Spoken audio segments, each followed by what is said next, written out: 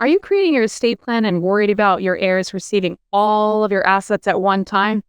Are you worried they may spoil it right away or that a creditor might get to them?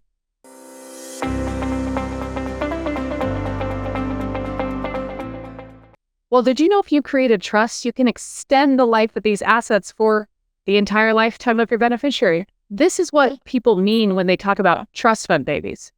So if you create a trust, you can design it in a way that allows for subtrust. So what does that really mean?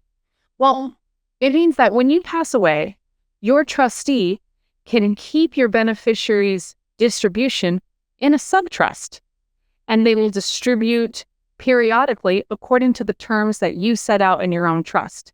Maybe your beneficiary will receive 50% of their assets when they're a certain age, and then the rest 10 years later. Maybe you just wanted to stay in that trust for a lifetime and they'll receive an income. There are various reasons that someone might set it up this way.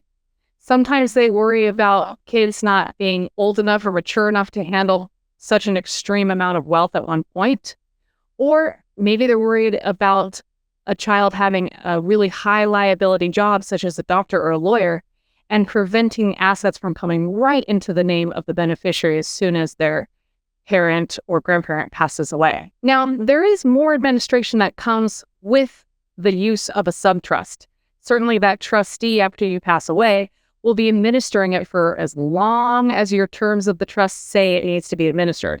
That comes with additional cost and time of that trustee. But given the size of assets in that trust, the value of them, and the concerns over why we're keeping them in that subtrust, there's a good reason sometimes to take on that additional cost and that additional time of that trustee.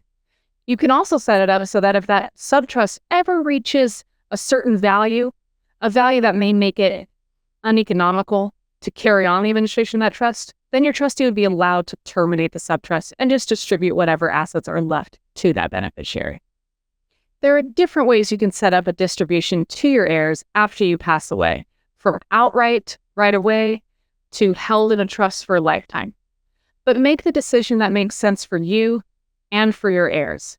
If you need to, consult with an attorney who can give you some options. Thank you for watching. If you're in Southern California and you'd like to learn more about your specific situation, please call our office for a consultation, 424-242-5021. If you liked our video and are interested in more educational content, please like and hit that subscribe button.